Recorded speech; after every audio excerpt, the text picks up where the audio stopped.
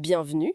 Aujourd'hui, on se lance dans une exploration un peu particulière, celle du dark web. C'est cette partie cachée d'Internet, celle où on ne va qu'avec des outils comme Tor.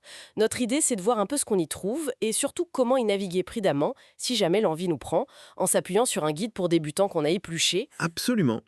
Et ce guide, il montre bien les deux facettes du truc. D'un côté, oui, il y a des ressources pour l'anonymat, la vie privée, c'est intéressant. Mais de l'autre, attention, c'est aussi plein de zones dangereuses, illégalité, arnaque.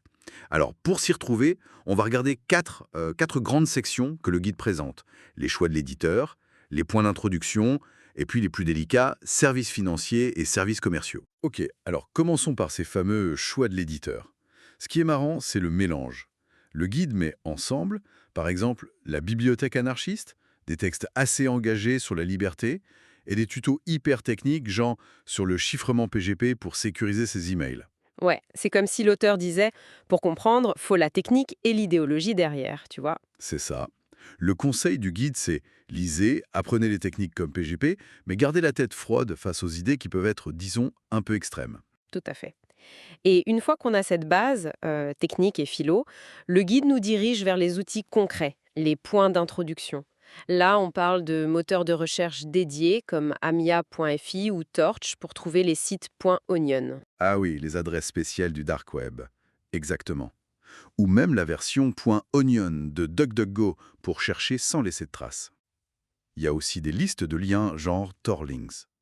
Mais point crucial sur lequel le guide insiste vraiment, Tor, le navigateur, on le télécharge uniquement sur le site officiel torproject.org. Pas ailleurs. Hyper important ça, j'imagine pour éviter les logiciels piégés. Ah bah oui. Le guide déconseille d'ailleurs les vieux annuaires comme The Hidden Wiki. Apparemment, c'est plus très fiable. D'accord, bon, passons aux choses qui fâchent un peu plus. Les services financiers. Là, le guide ne prend pas de gants. Il liste carrément la vente de comptes PayPal volés, de cartes bancaires, The Green Machine, Premium Cards, de fausses monnaies, Queen's Cash, même des portefeuilles Bitcoin soi-disant anonymes comme Hidden Wallet. Voilà. Et là, l'avertissement est hyper clair. On n'achète rien. Jamais. C'est illégal et en plus, le risque de se faire arnaquer est juste énorme. C'est l'occasion d'ailleurs de rappeler les bases pour nos comptes. L'authentification à deux facteurs, le fameux tout est fait. Le code sur le téléphone, oui. Et des mots de passe forts, gérés avec un outil comme Bitwarden que le guide cite.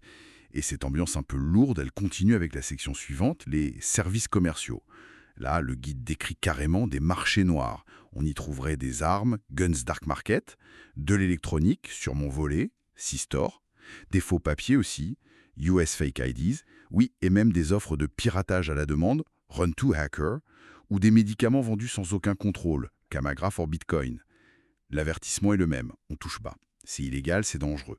Et le guide précise que beaucoup de ces services, surtout le piratage, sont souvent juste des attrape-nigauds pour voler votre argent. Donc, si on résume les conseils de prudence de ce guide. 1. Télécharger Tor au bon endroit, c'est la base. 2. Surtout pas lier sa navigation Tor à ses vrais comptes. Jamais. Oui. 3. Préférer DuckDuckGo version Onion pour chercher. Et 4. Blinder ses propres accès. 2FA, gestionnaire de mots de passe, exactement. Et le guide termine avec 3 derniers points essentiels. Primo, rester dans la légalité. Regarder, explorer, ok, mais acheter ou vendre des trucs illégaux, non, c'est la loi. Logique. Méfiance absolue face aux arnaques, on ne paie jamais d'avance, surtout en crypto, sans être sûr de son coût. Et tertio, se former. C'est important.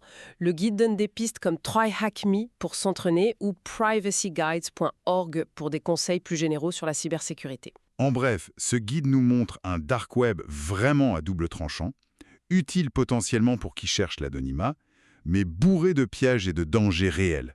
Donc, la prudence et le respect de la loi, c'est vraiment pas une option si on décide d'y mettre un pied. Et peut-être, pour finir, une petite question pour réfléchir.